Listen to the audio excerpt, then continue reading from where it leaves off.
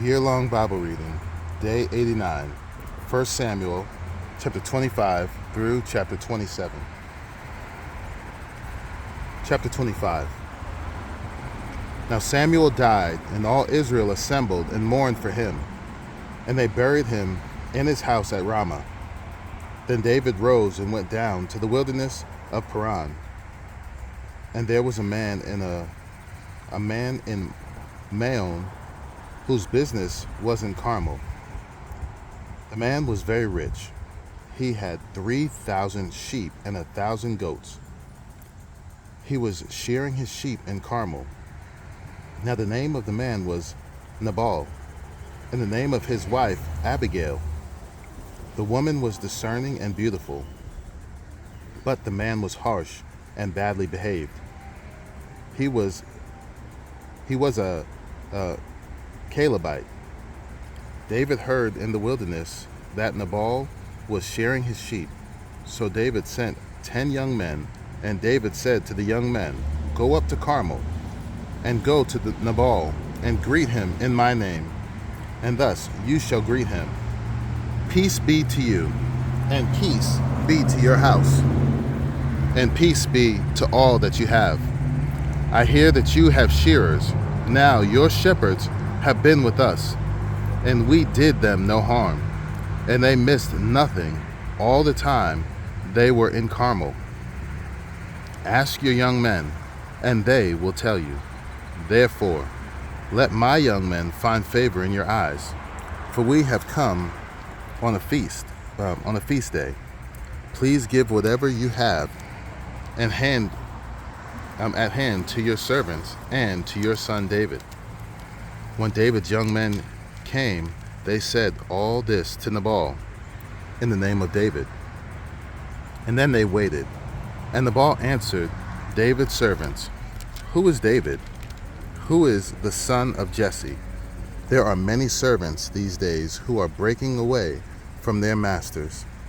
Shall I take my bread and my water and my meat that I have killed for my shearers and give it to men who come from I do not know where?" So David's young men turned away and came back and told him all this. And David said to his men, "Every man strap on his sword."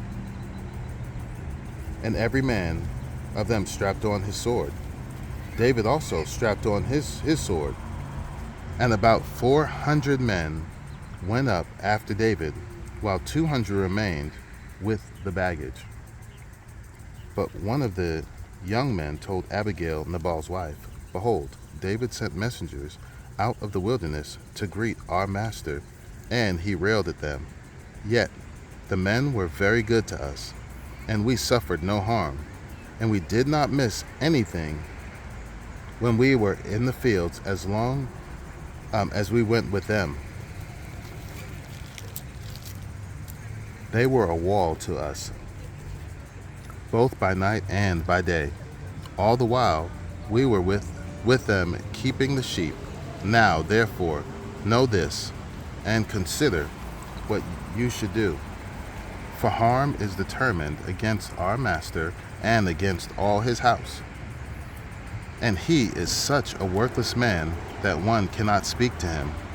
Then Abigail made haste and took 200 loaves and 2 skins of wine and 5 sheep already prepared, and 5 seahs of parched grain, and 100 clusters of raisins, and 200 cakes of figs, and laid them on donkeys. And she said to her young men, "Go on before me. Behold, I come after you." But she did not tell her husband Nabal. And as she rode on the donkey and came down under cover of the mountain, behold, David and his men came down toward her, and she met them. Now David had said, "Surely in vain have I guarded all that this fellow has in the wilderness, so that nothing was missed of all that belonged to him, and he has returned me evil for good. God do so to the enemies of David." and more also, if by morning I leave so much as one male of all who belong to him. When Abigail saw David, she hurried and got down from the donkey and fell before David on her face and bowed to the ground. She fell at his feet and said, "On me alone, my lord, be the guilt. Please let your servant speak in your ears, and hear the words of your servant. Let not my lord regard this worthless fellow Nabal, for as his name is, so is he. Nabal is his name, and folly is with him.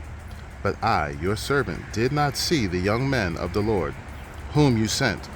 Now, then, my lord, as the Lord lives, as your soul lives, because the Lord has restrained you from blood guilt and from saving with your own hand. Now, let your enemies and those who seek to do evil to my Lord be as Nabal. And now let this present that your servant has brought to my Lord be given to the young men who follow my Lord. Please forgive the trespass of your servant, for the Lord will certainly make my Lord a sure house, because my Lord is fighting the battles of the Lord, and evil shall not be found in you so long as you live. If men rise up to pursue you and to seek your life, the life of my Lord shall be found in the bundle of the living in the care of the Lord your God.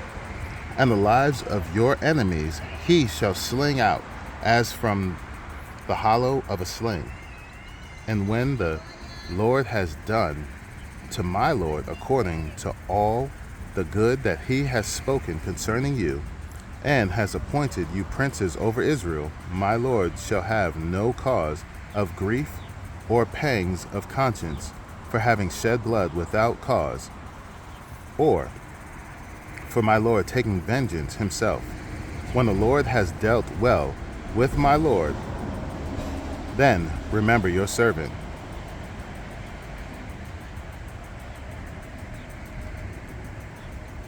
And David said to Abigail, "Blessed be the Lord, the God of Israel, who sent you this day to meet me. Blessed be your discretion, and blessed be you who have kept me this day from blood guilt and from avenging myself with my own hand. For as surely as the Lord, the God of Israel lives, who has restrained me from hurting you, unless you had hurried and come to meet me, truly by morning there had not been left to Nabal so much as one male."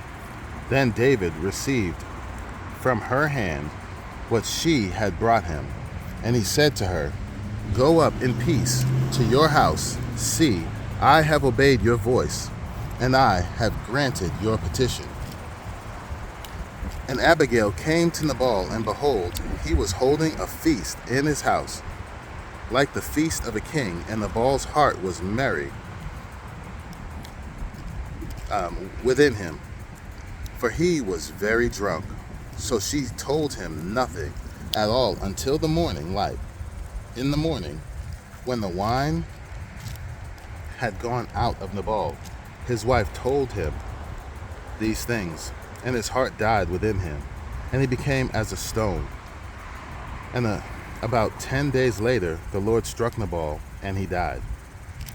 When David heard that Nabal was dead, he said, "Blessed be the Lord, who has avenged the insult I received at the hand of Nabal, and has kept back his servant from wrongdoing.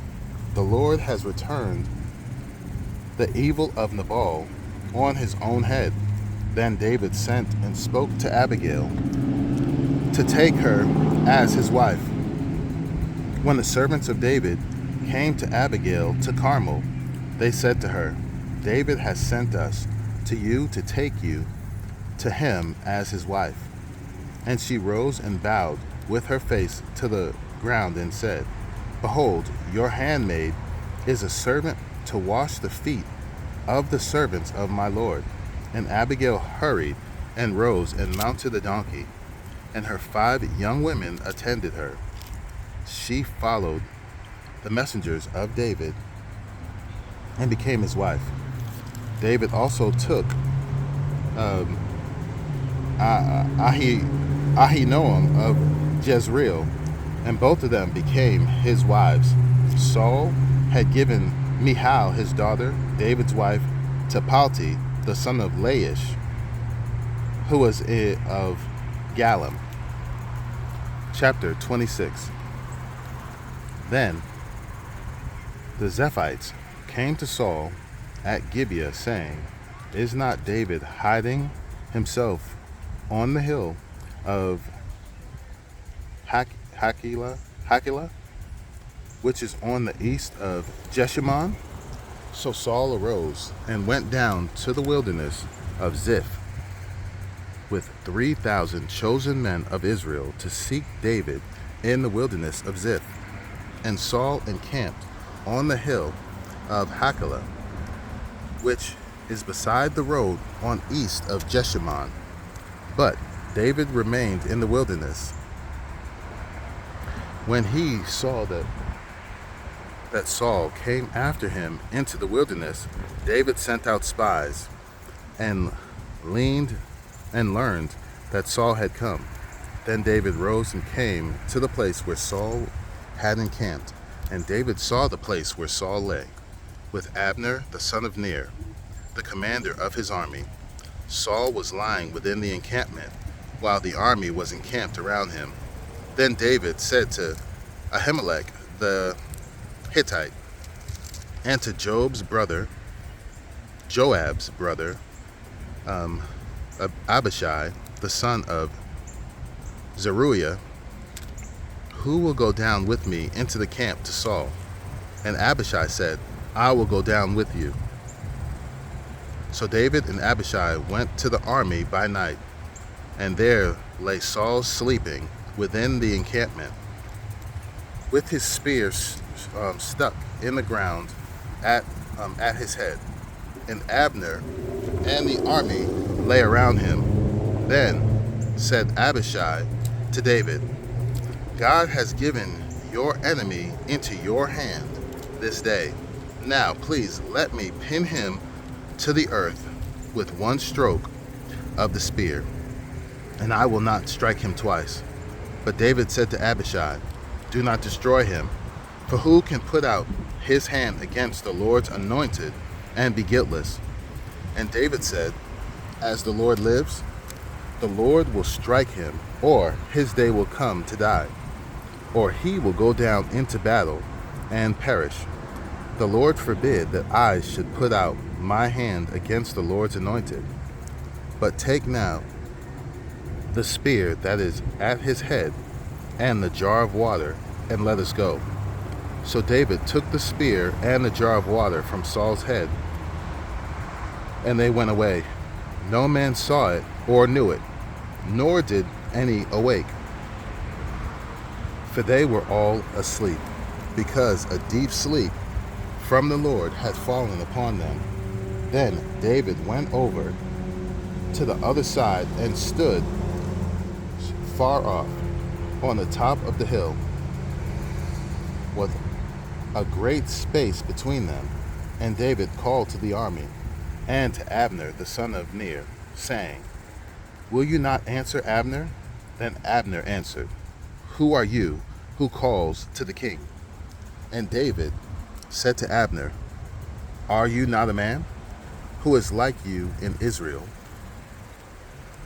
Why then have you not kept watch over your lord the king?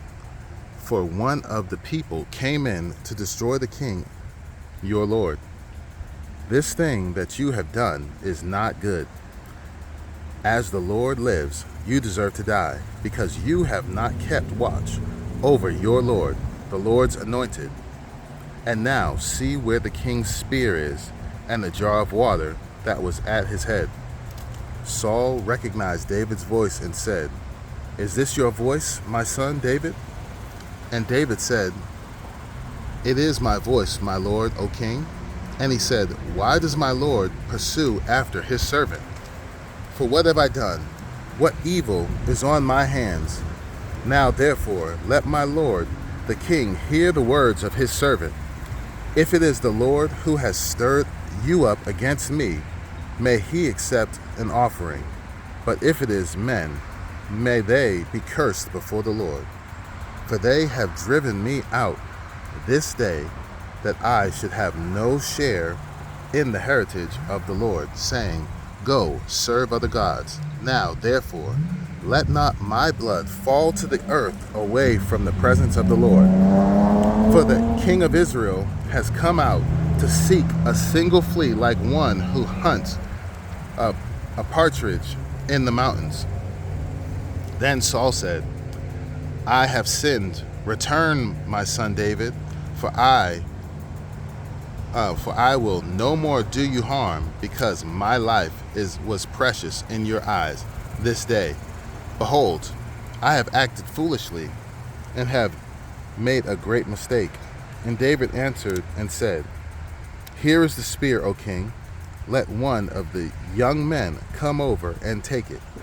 The Lord rewards every man for his righteousness and his faithfulness.